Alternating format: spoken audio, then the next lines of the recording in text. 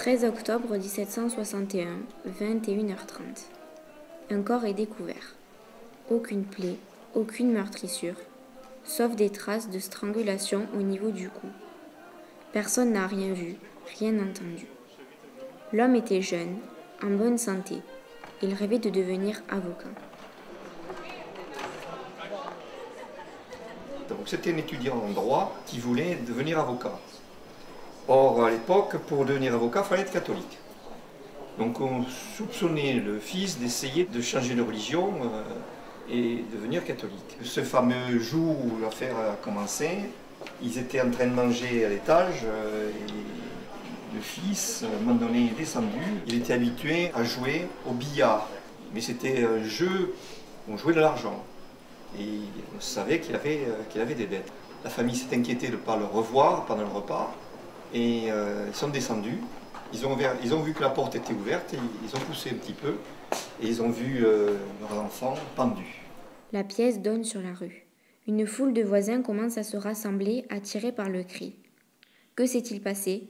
Qui a tué? Qui l'a tué? 250 ans après, les élèves de 4e 3 mènent l'enquête. Donc, beaucoup de cris, ça a alerté un certain nombre d'habitants. Tous ceux qui étaient dans la rue sont venus voir ce qui se passait.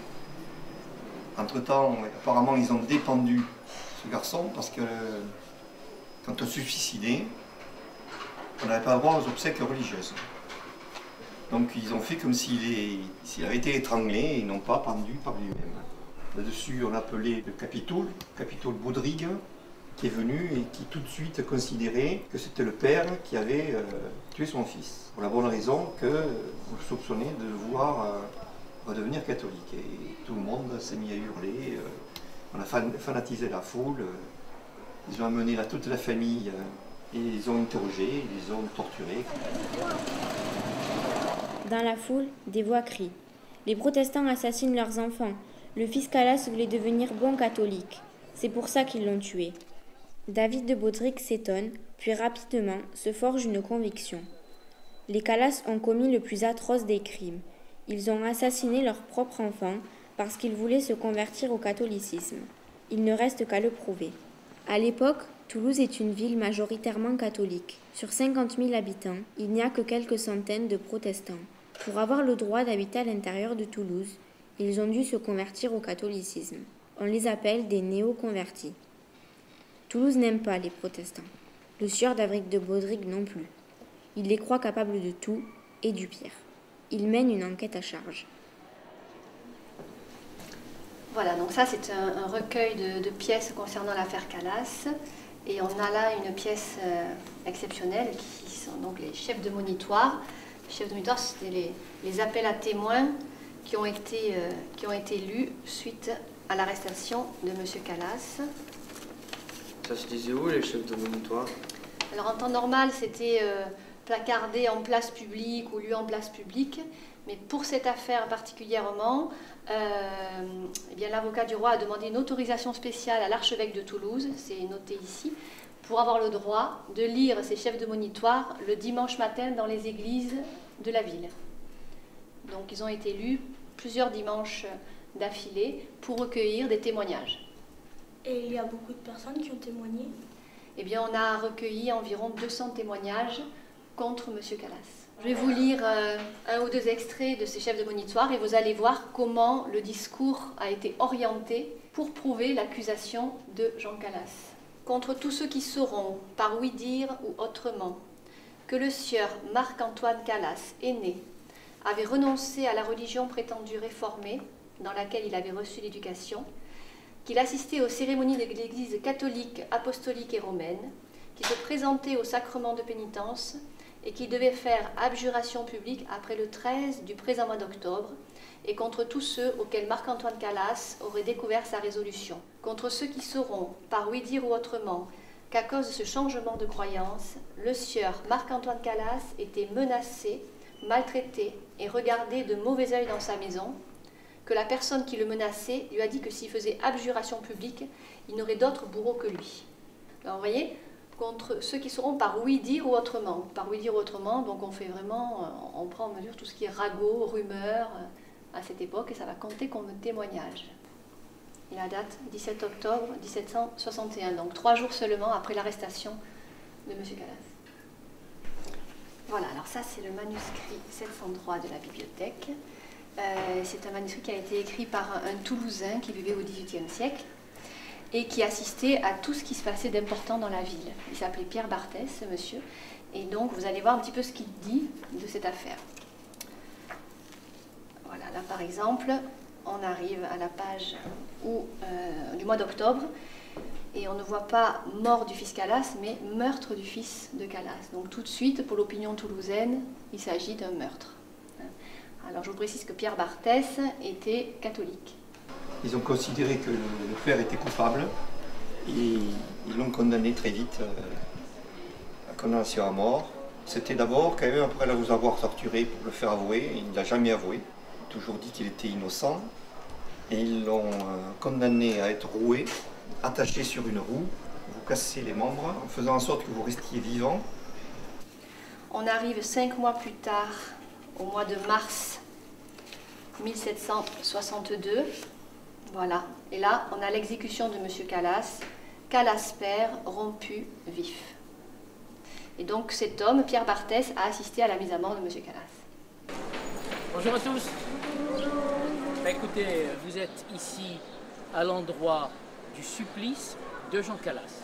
Jean Calas a été condamné à mort par le Parlement de Toulouse le 9 mars 1762.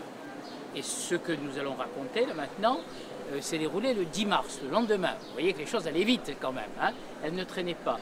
La roue était là et le bûcher était un peu plus loin. Ici. Jean Calas avait été condamné à être roué et à ester, comme on disait à l'époque, c'est-à-dire à rester 2 heures sur la roue. C'est un supplice tout à fait horrible. Le condamné était attaché sur une roue et on lui brisait les membres à coups de barre de fer ou de massue en fer. Là, en l'occurrence, c'était une massue. 11 coups vont être portés sur les bras, les jambes, le torse de Jean Calas par le bourreau. D'après les témoins de l'époque, Jean Calas aurait poussé un cri au premier coup de massue de fer et puis après plus rien. Il aurait subi, sans se plaindre, la totalité du restant du supplice. Au bout de 2 heures, Jean Calas était toujours vivant. Et donc, David de Baudric va demander au bourreau d'étrangler, d'en finir avec Jean Calas. Il faut voir qu'il y avait une foule énorme ici. Il y avait non seulement la place était pleine de monde, mais il y avait des gens dans toutes les rues adjacentes. Car le supplice d'un condamné à mort était un véritable spectacle à l'époque. Il faut savoir qu'à Toulouse, il y avait entre 2 et 3 supplices de ce type par mois. Donc c'était devenu, on avait l'habitude. En plus, l'affaire Calas, Calas étant un marchand drapier qui était quand même relativement connu dans la ville, etc., avait pris une ampleur, cette affaire avait pris une ampleur assez conséquente. Donc ça avait attiré un monde fou. On a dû fermer les portes de la ville pour empêcher d'autres gens des environs de venir ici, parce que la ville était vraiment saturée de monde. Cette affaire aurait pu se terminer là. Comme je le dis souvent, elle aurait pu rester toulousaine. Mais vous le savez aussi bien que moi, Voltaire s'en est emparé quelque temps après. En effet, il a été mis au courant de cette affaire par un marchand marseillais. Voltaire, au départ, n'est pas du tout persuadé de l'innocence de Jean Calas. Il pense simplement que c'est une affaire de fanatisme religieux. Ou Jean Calas est coupable et c'est le fanatisme protestant qui est en cause, ou Jean Calas est innocent et c'est le fanatisme catholique qui est en cause. Il a envoyé des émissaires faire une enquête. Quand ils sont revenus à Ferney, on leur a affirmé donc que cette famille était innocente et il a commencé à prendre la défense de cette famille en écrivant à tous les princes d'Europe à cette époque-là pour faire en sorte que Jean Calas soit réhabilité, c'est-à-dire qu'on considère qu'on l'avait condamné alors qu'il était innocent. Pendant plusieurs années, il a écrit, il a fait un travail de journaliste à l'époque, d'investigation. Il a convaincu la plupart des princes d'écrire à Louis XV pour lui demander de cette réhabilitation. Il va en 1763 et cette année, nous fêterons en novembre le 250e anniversaire de cet ouvrage. Il va publier le fameux traité sur la tolérance dont le sous-titre est à l'occasion de la mort de Jean Calas. Est-ce qu'il y a son nom? Non. Non, il n'y a pas son nom, nulle part. Sur la couverture non plus. En fait, Voltaire l'a édité anonymement au départ pour ne pas nuire à l'affaire Calas. Parce que regarde, le premier chapitre s'intitule « Histoire abrégée de la mort de Jean Calas ». Le grand principe, le principe universel de l'un et de l'autre, est dans toute la terre. Ne fais pas ce que tu ne voudrais pas qu'on te fît. Or, on ne voit pas comment, suivant ce principe, un homme pourrait dire à un autre « Crois ce que je crois et que tu ne peux croire, ou tu périras ». C'est ce qu'on a dit en Portugal, en Espagne, à Goa. On te contente à présent. On se contente. Les F en fait sont des S à cette époque. D'accord. On se contente à présent, dans quelques autres pays, de dire « Crois ou je t'abhorre, crois ou je te ferai tout le mal que je pourrai. Monstre, tu n'as pas ma religion, tu n'as donc point de religion. Il faut que tu sois en horreur À tes voisins, à ta ville, à ta province. » S'il était de droit humain de se conduire ainsi, il faudrait donc que le Japonais détestât le Chinois, qui aurait en exécration le Siamois. Celui-ci poursuivrait les Gangarides, qui tomberaient sur les habitants de l'Indus. Un Mongol arracherait le cœur au premier Malabar qu'il trouverait. Le Malabar pourrait égorger le Persan, qui pourrait massacrer le Turc. Tous ensemble se jetteraient sur les chrétiens, qui se sont si longtemps dévorés les uns les autres. Le droit de l'intolérance est donc absurde et barbare, c'est le droit des tigres, et il est bien plus horrible, car les tigres se déchirent que pour manger, et nous sommes exterminés pour des paragraphes. Ce traité de la tolérance a fait le tour du monde, et aujourd'hui, encore d'actualité, quand vous le lisez, on a l'impression que c'est écrit aujourd'hui, parce que les intolérances, nous les connaissons encore aujourd'hui, peut-être moins en France, puisqu'on a pris quelques dispositions pour éviter ces intolérances religieuses. Mais dans certains pays encore, on voit qu'on n'est pas loin de la situation de cette époque-là, de 1762. Et pour certains d'entre nous, d'ailleurs, on pense que le traité sur la tolérance, c'est le premier texte initiateur des lois sur la laïcité de 1905. Voltaire, par son combat, va réussir à provoquer une révision du procès qui se terminera, et c'est marqué sur cette plaque, vous voyez, se terminera le 9 mars 1765 par la réhabilitation de Jean Calas. Toulouse a peut-être eu mauvaise conscience dans cette affaire, puisque pendant très longtemps, on ne parle plus, alors qu'à Paris, sous la Révolution française, il y a eu des pièces de théâtre racontant l'affaire Calas, etc. À Toulouse, point de tout cela. Et on a l'impression, pendant le 19e siècle, par exemple, on a l'impression qu'on veut oublier l'affaire Calas.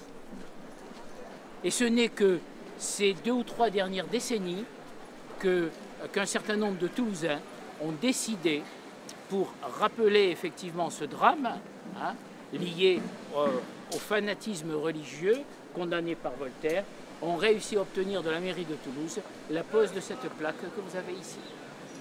Et que ce square soit baptisé Jean Calas, puisque c'est à cet endroit qu'il a été supplicié. Monsieur Bénat, pourquoi parler de l'affaire Calas aujourd'hui?